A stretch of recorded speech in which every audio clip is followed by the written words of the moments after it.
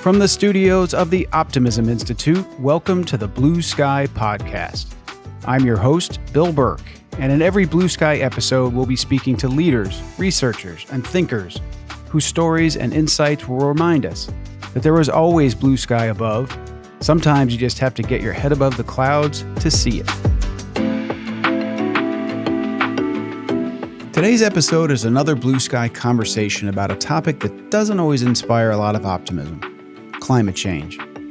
But my guest today, Dan Reicher, is someone who's been working in the field for decades. And as you'll hear, he knows the subject matter well, explains his knowledge with a teacher's clarity, and offers many reasons for us to think more positively about the work being done to combat this looming crisis. Dan Reicher is an entrepreneur, investor, policymaker, lawyer, and educator focused on clean energy and climate change. He served 3 U.S. presidents, testified before the U.S. Congress more than 50 times, led the launch of Google's pathbreaking climate and clean energy work, oversaw a $1.2 billion annual clean energy R&D budget as U.S. Assistant Secretary of Energy, and co-founded the nation's first investment firm focused exclusively on renewable energy project finance. Dan served from 2011 to 2018 as founding executive director of the Steyer-Taylor Center for Energy Policy and Finance, and is currently a Stanford University senior scholar, clean energy entrepreneur, and business and policy advisor. Dan came to Stanford from Google, where he served as director of climate change and energy initiatives. He's also held numerous roles in the Department of Energy, including chief of staff to the Energy Secretary. You'll hear more about Dan's remarkable background and his current work in our conversation, which I hope you'll enjoy just as much as I did. Dan Reicher, welcome to the Blue Sky Podcast. Good to be with you. I'm so glad to have this time with you. And I want to start by being very direct with you about your sense of optimism where we are with climate change and the environment. You've been working on clean energy and climate change for decades now, 3 different presidential administrations. And I'm wondering, on a scale of 1 to 10, how do you feel about how we're addressing climate change today? 1 being we're doomed, and 10 being it's never been better and I'm really optimistic.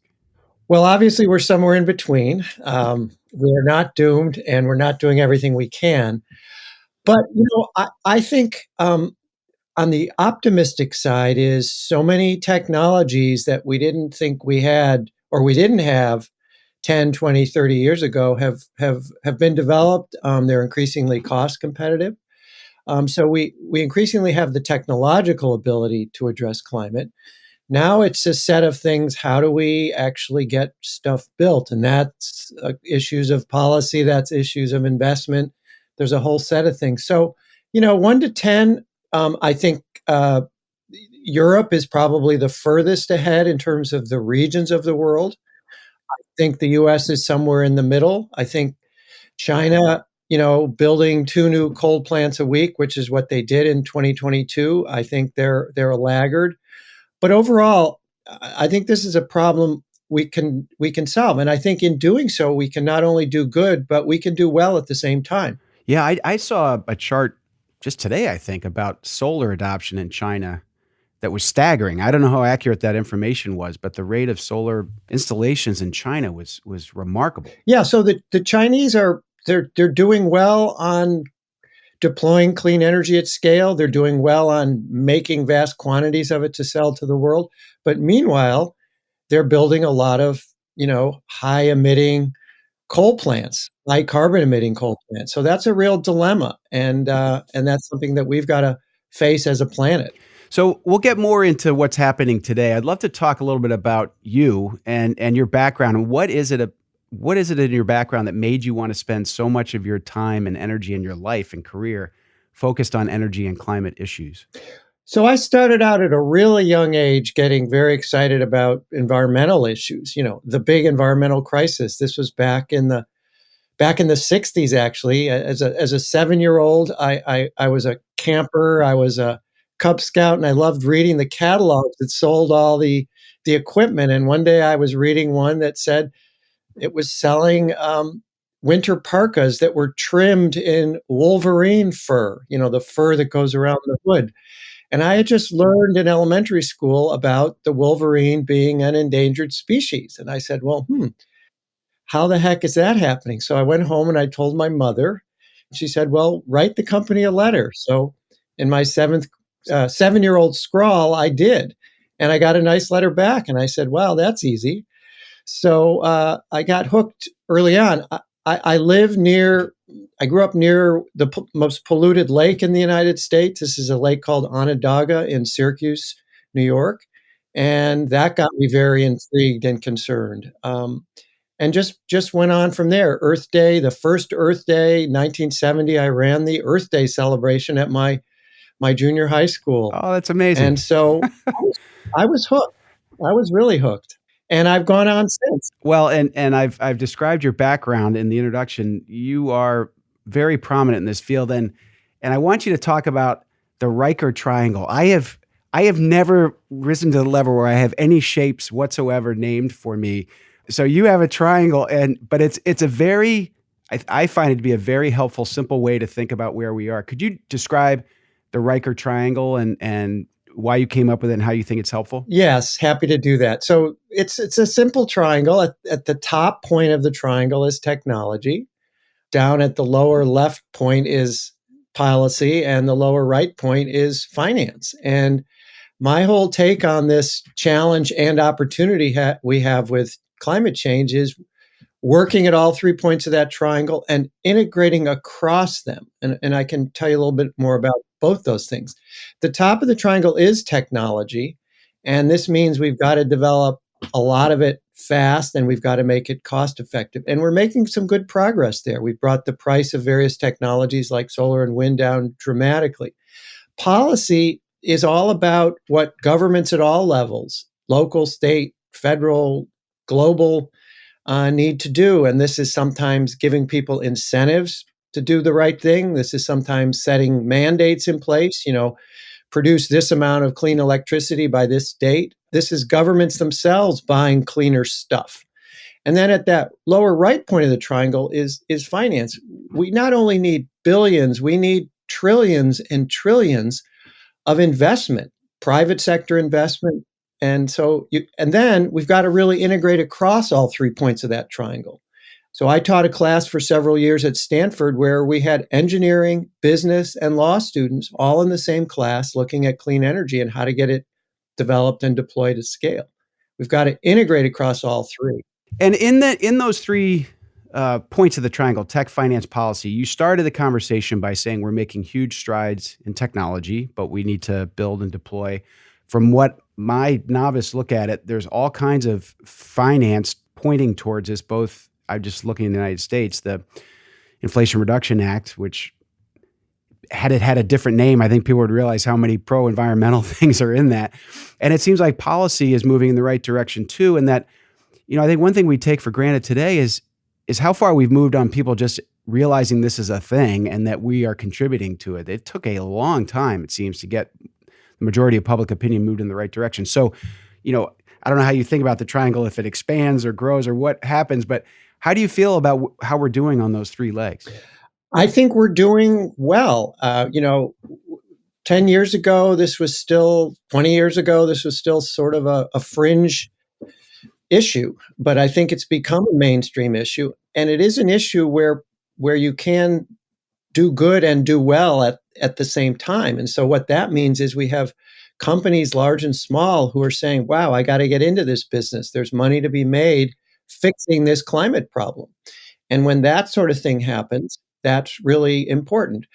Policy is tricky. The good news in the United States is we've got not 1, not 2, but 3 really major laws that are pumping huge amounts of money into addressing the problem. The so-called bipartisan infrastructure law, the Inflation Reduction Act, and a law people have heard less about, but called the Chips and Science Act. You put all 3 of those recent laws together, and we have close to $1 trillion we can put to work. And what that does, that kind of money then leverages the private money that we need. And so that's how you start to put the trillions and trillions of dollars together to actually get at this problem. What we also have to do across the 3 points of the triangle is get these different communities to talk more with each other. Washington, D.C. has to get better at talking to Wall Street. Wall Street has to get better talking to Silicon Valley. And we've got to, and that can start in the educational system. I said I taught this class at Stanford that had engineering, business, and law students. You send people out with that kind of more integrated approach to climate and clean energy, and that's again how you can accelerate what we need to get done.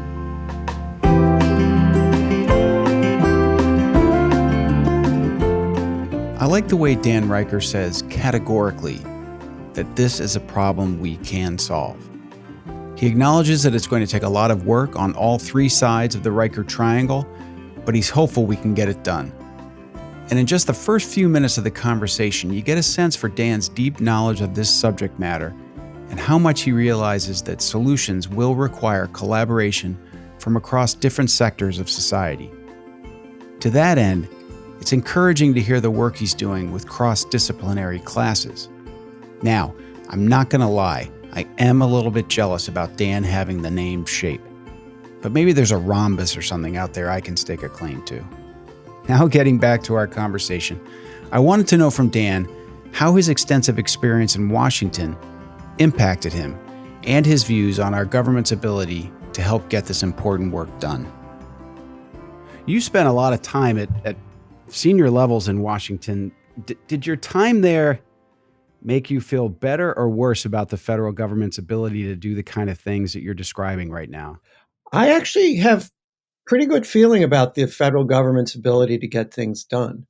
So much of the progress we have made on climate and clean energy is a result of the federal government. Federal government's been at solar, believe it or not, since the 1980s. Sort of early Didn't Jimmy on. Carter put panels on the White House? You got it. Jimmy Carter not only put panels on the White House, he was the first president to actually start to put money, serious money, into solar energy research. He was an engineer by training. And he said, we ought to be able to make this work. So the federal government, when it decides to tackle a problem, can really actually do quite a good job with it. Now, the challenge in Washington is that there's not one, not two, but three branches of government, and they sometimes get into battles with each other. The Congress, in a battle with the administration, in a battle with the courts. And so that's what makes it complicated. But it's a system that overall has worked, does work, and can work, I really think, in addressing these problems. And again, the beauty of the current situation is that the private sector is very motivated now because there's money to be made at fixing this problem. There's opportunities that are out there in clean energy and addressing climate. So I was going to ask you about this maybe later, but since we talked about Jimmy Carter and being an engineer, it makes me think of nuclear power. He was, I believe, a nuclear engineer in the Navy or served on nuclear-powered vessel. Where do you come out on nuclear? I love asking this question because I've gotten every response imaginable on whether nuclear in your tech triangle, if you call it tech, I guess. Where does that fit? Are you a proponent? Are you anti? Are you let's keep the plants we have open but not build new ones? Where do you come out on the promise of nuclear energy? Well, I got a chance to take a look at nuclear power pretty early on. I was graduating from Dartmouth College in 1979 when the 3 Mile Island accident occurred. And the president of Dartmouth at the time, a guy named John Kemeny, who was, by the way, Albert Einstein's last research assistant, he got a call one day from Jimmy Carter, who said, I need you to run my commission studying the 3 Mile Island accident. This was in April of 79. I was graduating. I didn't have a job. I read about President Kemeny getting asked by Carter to do this. So I stood in his parking place one day. He zoomed in his little Fiat with a cigarette hanging from his lips. And I said, you got a job for me. Long story short, I got a job running the photocopy machine and then got elevated to paralegal. And that was my early introduction to nuclear power, the problem that we had with a particular reactor. And we learned a lot from that accident. Fast forward to today, the technologies have improved greatly for nuclear in terms of safety, in terms of efficiency, all of that. So I'm increasingly optimistic about the technologies. In terms of waste disposal, another thing that sort of has been a problem for nuclear. What do we do with the used up waste, the so-called spent fuel? We've now got an operating facility in Finland that can put it deep underground. We have one in New Mexico that can take a different kind of waste from the nuclear weapons programs, put that deep underground. Both of those look promising. So I think nuclear's got a shot. The biggest challenge that nuclear has right now is cost. It remains an expensive form of electricity generation. And as solar and wind with electricity storage gets cheaper and cheaper, is nuclear going to be able to compete? So, but I think that's a good challenge. I think it's good to have these different energy technologies competing. So bottom line is, I'm more optimistic about where nuclear power fits in than I was 10 or 20 years ago. And, frankly, we need to look at every clean energy opportunity we have. So nuclear is part of that basket of opportunities. That is a thoughtful take with a lot of personal experience. Amazing. And I'm seeing that, I don't know if you saw this, but Oliver Stone has produced a documentary, a pro-nuclear energy documentary, and he's just starting promoting it. He did an event at Harvard the other night, and a guy like that gets behind it and causes some controversy. It'd be interesting to see how public opinion moves on it. But I appreciate that response. Yeah, I think that's great. We need proponents for all of these, but I think in terms of being a proponent, you don't want to sort of use your sharp elbows and say this is the one we need, and let's forget the others. We need all of them. We need them to compete straight up. We're not going to do it based on solar or wind alone, nuclear alone. The one that we talk the least about, but which has the greatest opportunity, is energy efficiency. Let's use less in the first place, and then we'll need to produce less of the green stuff. That's always at the bottom of the list instead of being at the top of the list, and it is our cheapest source of energy. Let's waste less, and we know how to do it. We've made dramatic strides in just the plain old boring light bulb, from a real power hungry device to today, some of these new technologies use next to nothing. The way we operate our buildings, our air conditioning, our heating, the way we construct the buildings in the first place.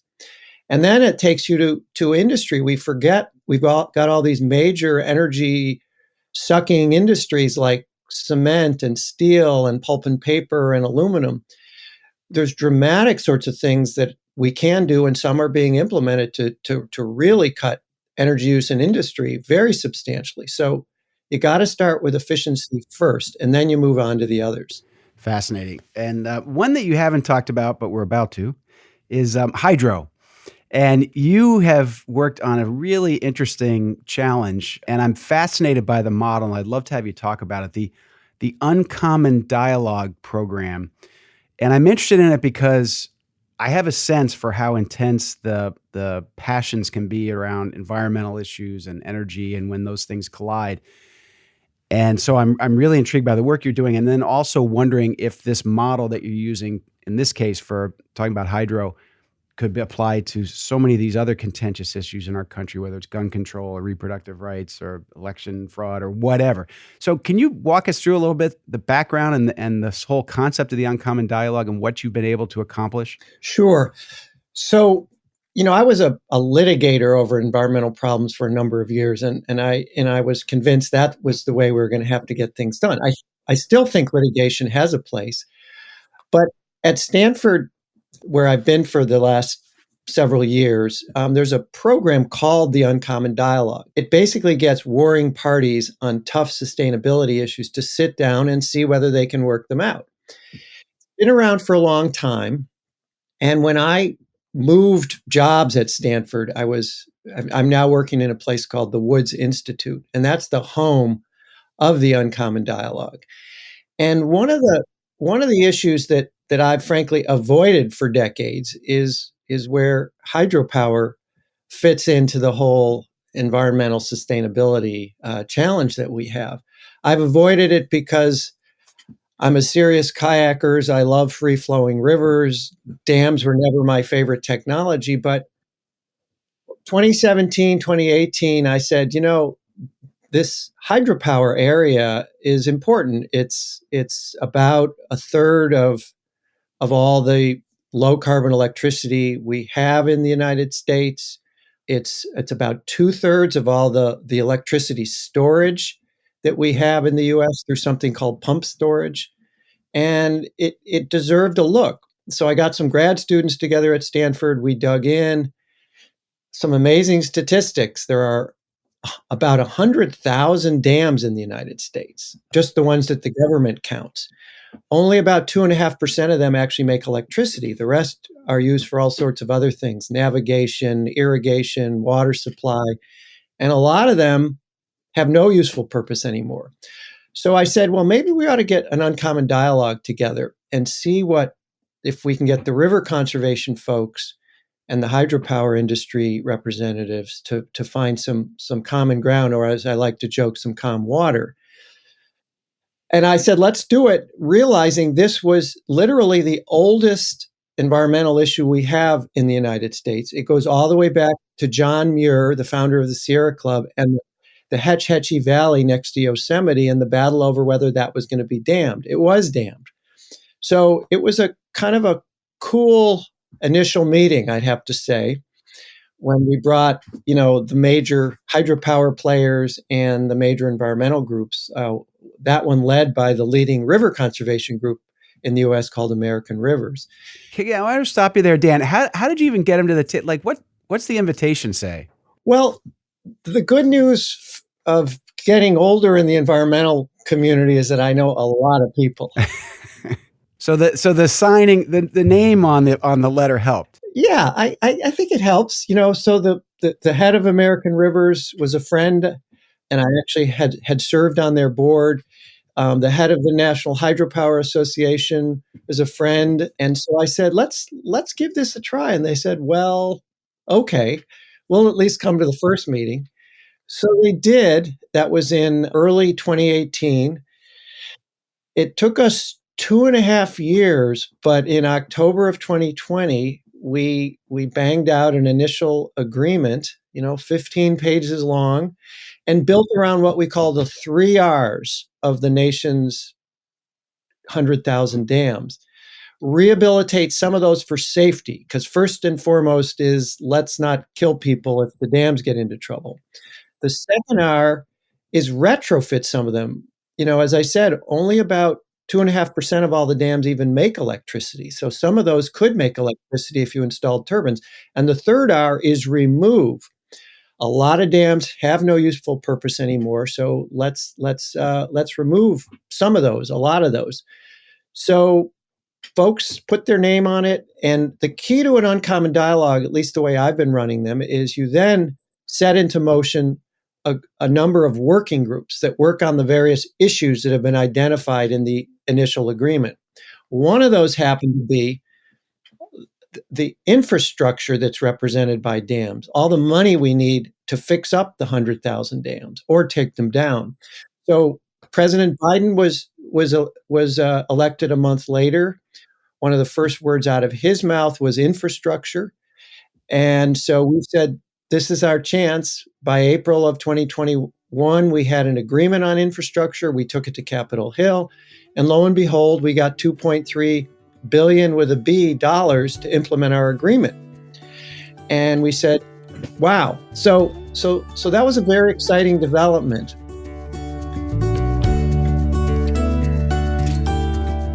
I imagine that many listeners didn't know that hydropower generated 1/3 of this country's energy. It's a big number. And with Dan's concept of the 3 Rs, it appears that there could be a way to generate even more, while in many cases simultaneously improving the environment. And as you can probably tell, I'm really taken with this idea of the uncommon dialogues that Dan has orchestrated. Instead of having people going into their camps and debating these issues through divisive rhetoric in the media, getting philosophically opposed groups around the table to solve problems seems like a challenging but much better way to get things done. And as you'll hear, Dan sees no reason why these conversations need to be limited to hydropower. People have come to me since and said, we really are intrigued with this uncommon dialogue process. We've got our own set of problems. And the next person to come was the head of the Solar Energy Industries Association, a woman named Abby Ross Hopper. And she said, we're having a real tough time citing big solar projects around the United States. These are 500 acres, 1,000 acres, 10,000 acres, the kind of size we're going to need if we're going to really have solar do what we need it to do in terms of climate change. And she said, could we launch one of these uncommon dialogues? So in February 2022, we launched one. Fast forward to today, we're pretty close to an initial agreement between the big solar developers and the big land conservation groups led by the Nature Conservancy, the biggest of the land conservation group. And that would take a very big step that would say, here's where we can support big solar development. Here's where we can't. And let's develop a set of criteria to do that. Here's how we will go into a community with a big solar development. Here's how we won't go into a community with a big proposed solar development. And on from there. So, and then one of the things that came out of that is it's one thing to develop big solar projects, but if you don't have transmission lines to get them to market, what's it worth? So 2 weeks ago, we launched our third Uncommon Dialogue, and this is on transmission siting and what's called cost allocation, who pays for the transmission lines. And so that one's off and running now as well. So piece by piece, we're trying to solve some of the big problems that we have in actually addressing climate change by getting some of the warring parties together to say, here's how we can agree to go forward. And we'll see. I'm hopeful about both solar and transmission. It's really inspiring because I don't have to tell you, I mean, in this political climate, to get warring parties just sitting around a table, that's why I asked how you did the invitation to even get it started. And why I keep thinking, boy, if Stanford or somebody wanted to spread uncommon dialogues to other areas of angst, it would be very welcome. We've been asked about that, and we're thinking about it. Makes a ton of sense to me. Yeah, just we've had one good solid success, and I think we're close to a second one, and a third one, is underway, and so we'll see. But I'd like to take it on the road and see what we can do for other problems. Yeah, I interviewed a gentleman named Kevin Kelly, you might be familiar with, who's one of the founders of Wired magazine. He's this fascinating sort of futurist technophile. And he's written this lovely book on excellent advice I wish I'd had when I was little, and it's all these little aphorisms and stuff. And one of the things he says is when you're sitting down with someone you disagree with, start with what you have in common, and then you'll find that your disagreements are very much on the fringes. So these people gather around the table, they all care about our planet, they all care about our future generations, right? So you start there. And then you get to the other issues that are more on the outside, as opposed to, I'm a conservationist and I hate hydro or whatever it is. I imagine that's part of your exercise. Yeah, and it gets even fun at times. In the hydro case, the lead lawyer for the hydropower industry and the lead lawyer for the river conservation community have not only become good friends, they've actually gone on some river trips together. Yeah. Talk about finding calm water, or maybe white water. I don't know. Yeah. That's the sort of thing that comes from this. They so often you're in your own little box fighting, and you don't recognize that there's a real human, over on the other side of the table who you might be able to have some fun with, to say nothing of maybe reach some serious agreements with. So that's what's exciting about it. Well, and we've talked before. I live in Maine, and we've had this controversial transmission line with Quebec Hydro coming down into New England, and it finally went to a statewide referendum, and just again, people went into their camps. I'd love to talk to you about how do you, Dan, think, and the folks you get around the table, how do you think about these trade-offs between the environment and energy? It's not easy, right? So you've got this pristine 10,000 acres and someone says we need to put solar there. How do you manage those trade-offs? Well, they can be tough, but I think what you find is that there are literal areas of common ground. There are places that you can build what you need to build, and there are places where you can save what needs to be saved. And it's a matter of people being open and honest. First, that there is a mutual problem here called climate change, and we, in a sense, all wanna solve it. That makes it a lot easier if the overall objective is to actually solve climate from an energy standpoint and from a conservation standpoint and all the like. Then, you gotta dig in, you gotta get into the details, you gotta analyze the situation. And so, for example, in citing solar, we do need to cite a lot of it. I think, the best estimates are somewhere between 5 and 10 million acres. That's 3 or 4 Yellowstone parks worth of solar spread across the United States. And it's a big amount of land in one sense, but it's a relatively modest amount of land in another sense, given the size of the US. And then the question is, well, where are there places where you could actually agree to cite some of it? And we can find those, and people are getting pretty creative. We have 50,000 hazardous and toxic waste sites in the United States with a lot of land representing those. Some of those have been really well cleaned up over the last 20 years. That's a very interesting place. Old mine lands, surface mine lands. That's another interesting place where you could do it. There are places where we're shutting down lots and lots of old power plants, old coal plants, all over the country. And guess what they have? They actually have transmission lines that run right into them. So there are creative places we can start to put it. There's even emerging technologies. One's called agrivoltaics, where agriculture and solar meet each other. How can you integrate solar more effectively into a field of a farm field of some sort? And how can you grow stuff literally next to or even beneath a solar panel? How can you spread out the solar panels and put crops in between them?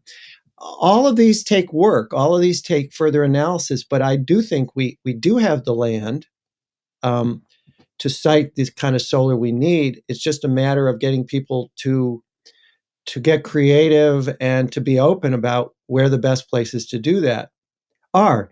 Now, you mentioned transmission in Maine. Transmission is actually a trickier issue because think about a 500-mile transmission line. The people at one end where they make the electricity are benefiting. The people at the other end where they receive the electricity are benefiting. It's those people along the 500 miles of the transmission line who aren't benefiting very much. That's why that's actually a trickier siting issue, and one that, as I said, we've launched an uncommon dialogue on that. And I think there are answers, but that's going to be a really heavy lift to get that one done.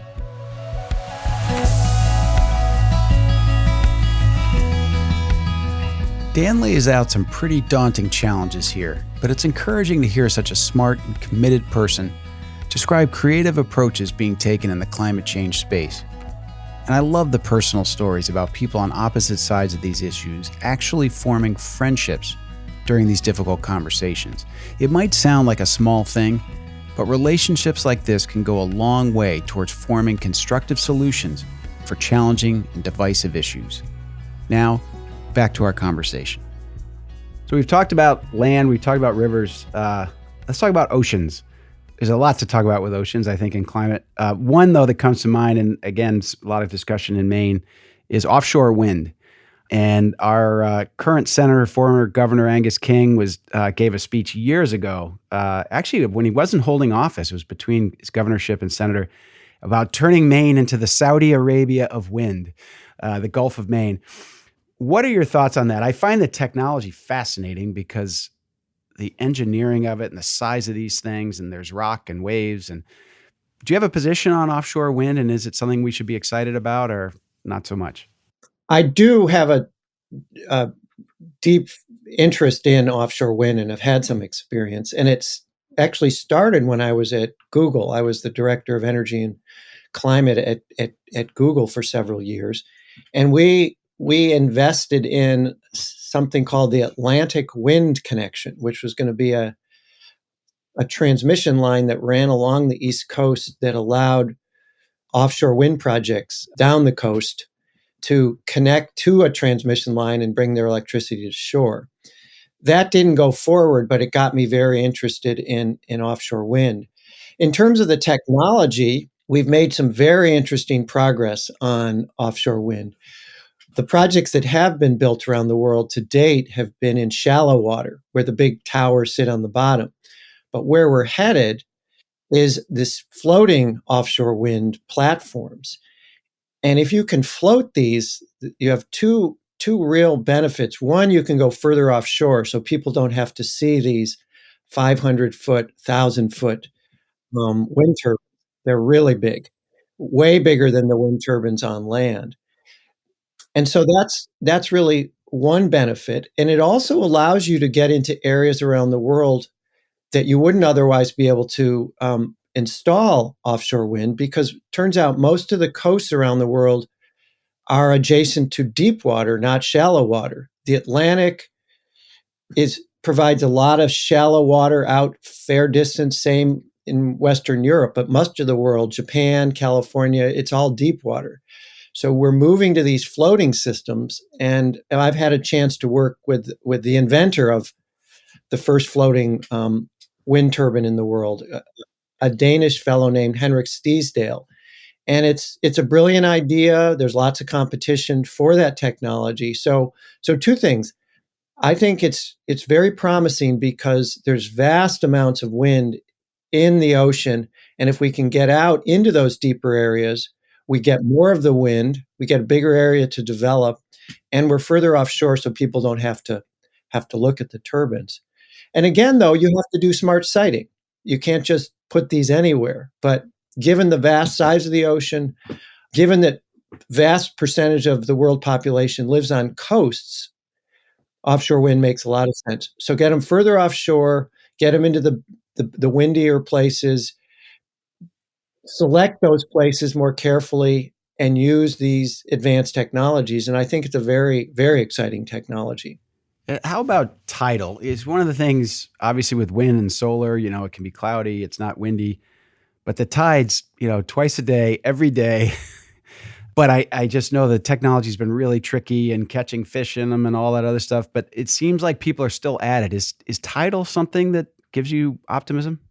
Yes, tidal is still kind of there in this broad mix. I think I'm not an expert on tidal. I don't know it all that well. One of the things that, unlike wind, where the footprint in the water is pretty small and the tower sticks up and captures the wind way above. The problem with tidal is you've got to spread it out on the water. So it can use more of the water surface, I think, is one of the challenges. So I don't put it high on my list of ones with the greatest potential, but I also don't cross it off the list. I think it's worth working, and in certain parts of the world, it probably offers a lot of opportunity. So again, we need a big mix of technology opportunities. And so we've talked about efficiency, we've talked about clean energy, transmission. What about carbon capture and different methods to do that? And ocean is one of the opportunities, as I understand, for that. Where do you come out on the more promising ideas around carbon capture? So carbon capture is has sort of come on the scene in a very, very big way in the last 5 to 10 years. It essentially means either you take the carbon dioxide or other global warming gases out of a generating facility, for example, that might burn natural gas or oil or coal, and you do something with that carbon dioxide. You might pump it underground, you might use it to make a product.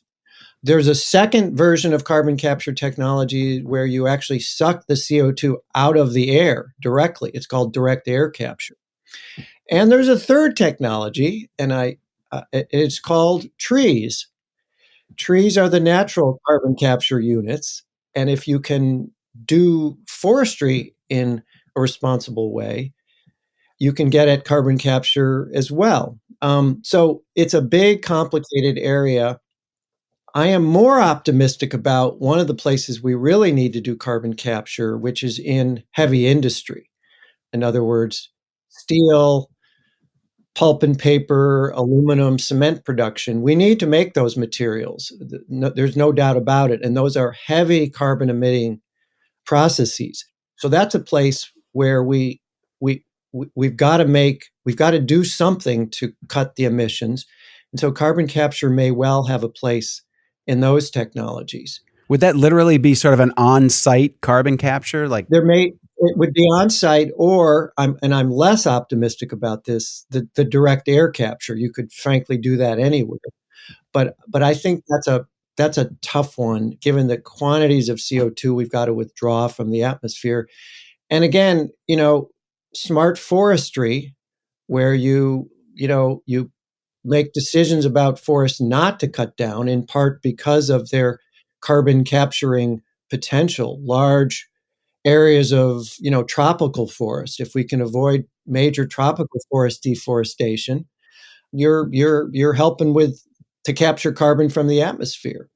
And if you can let those trees grow to, maturity, you're capturing it for a long period of time. And if you do cut the trees down and say use them for combustion to make electricity, capture the CO2 from that process. And that way you not only get to be carbon neutral, but you can actually go carbon negative, meaning the good thing about a tree is that it captures CO2 from the atmosphere, you cut it down, you make electricity from it again, and you capture that, you're actually going carbon negative. Whereas if you burn a chunk of coal, that carbon has been underground for millions of years, and you're releasing it to the atmosphere for the first time. With trees, you're recycling the same CO2, and if you can then put that underground, you actually can go carbon negative in the atmosphere.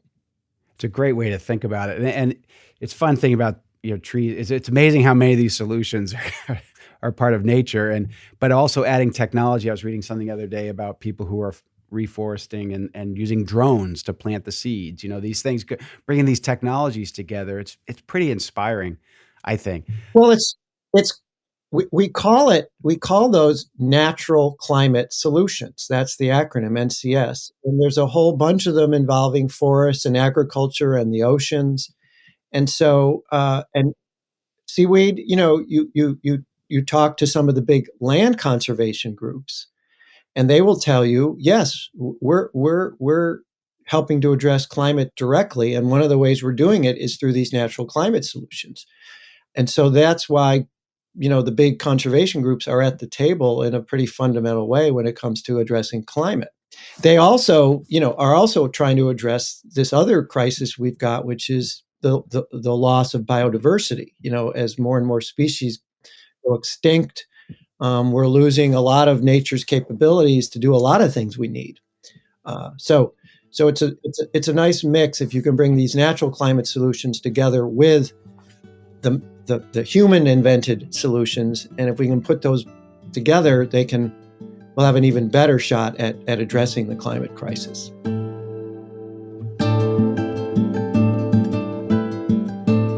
It's always fascinating and a little humbling for us humans to realize how many solutions to climate change can be found right in nature, like simply planting more trees. And it strikes me that Dan is quite a realist, and he doesn't assume that we're going to do away with heavy industry anytime soon. And as a result, we need to work on on-site carbon capture at facilities producing needed products like steel and cement.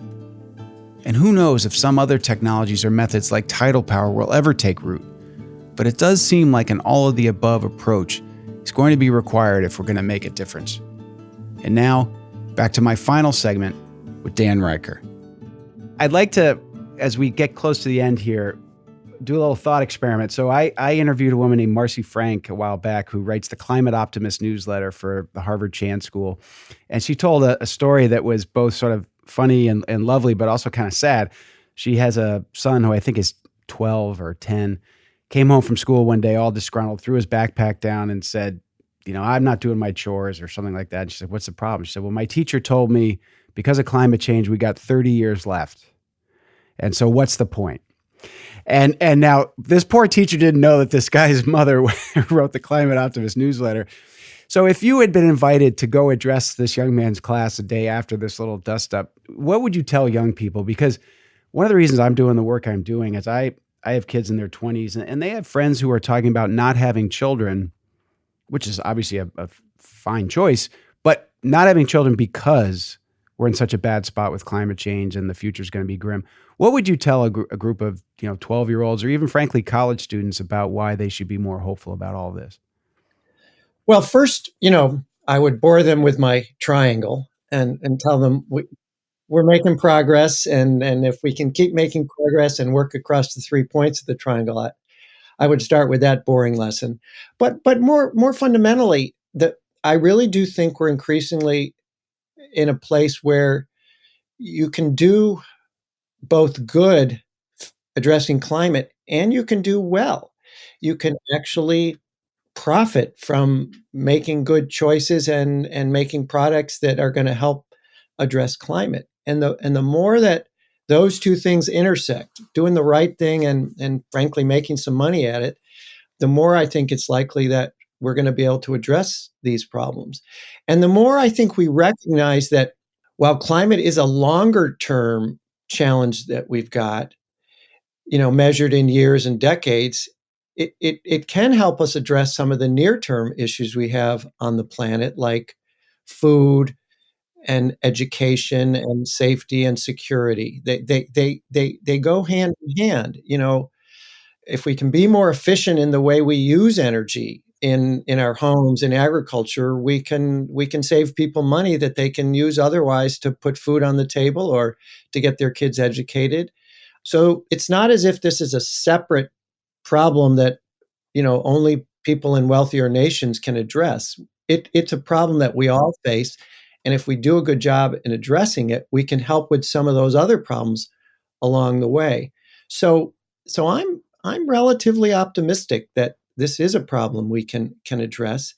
And frankly, it's a job creator. It's a big job creator, and people are going to school and studying this. I work at something at Stanford called the Door School of Sustainability. Who would have thought that the first new school at Stanford in 70 plus years is going to be called the School of Sustainability?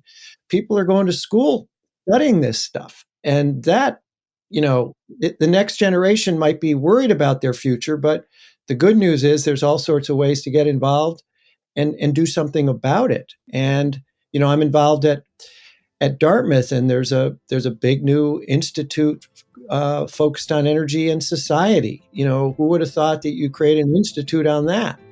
So it's very exciting, I think. So I think I could give a shot at leaving these concerned 20 somethings with a more optimistic take on things.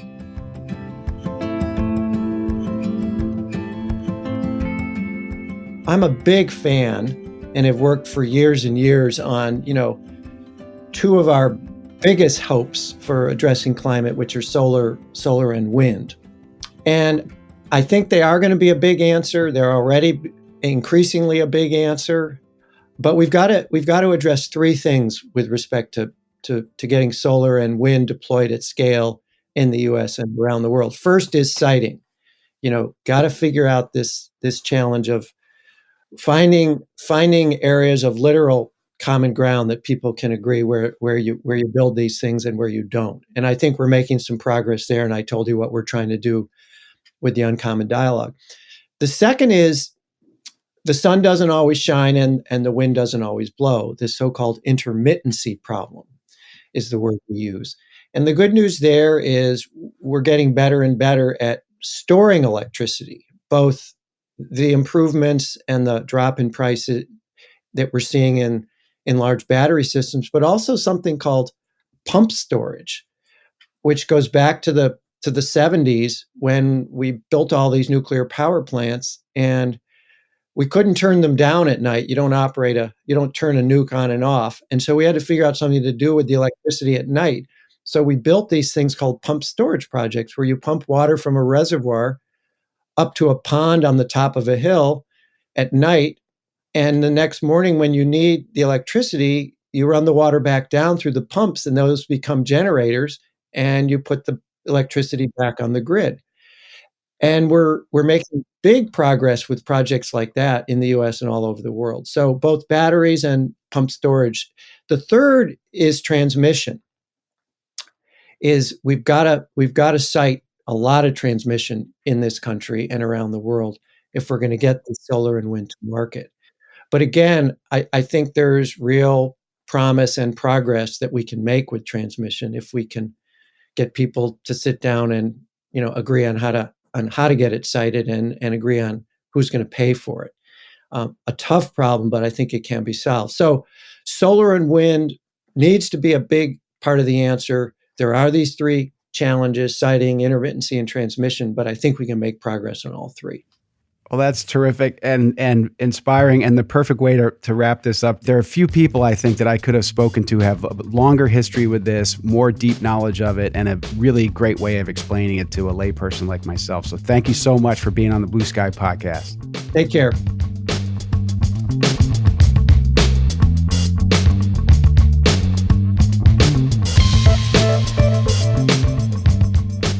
I learned a lot speaking with Dan Reicher and really appreciate his optimistic, realistic, and practical thoughts about how we might solve the climate crisis. And as Dan points out, so much of what he's talking about here will not only make a positive impact on climate change, but will also produce new jobs in the process. And it's pretty cool to hear that the first new school created at Stanford in 70 years is the Door School of Sustainability. One can imagine some really sharp students entering that program and emerging with big ideas for new approaches and technologies that today we can't even imagine.